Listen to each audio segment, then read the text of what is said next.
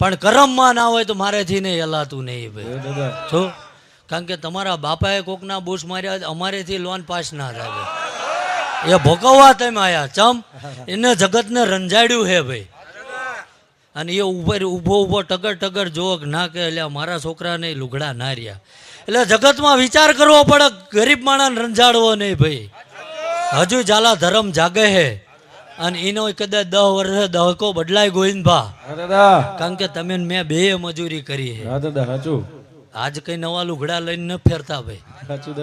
ગરીબી હું નજીકથી જોઈ ઝાલા.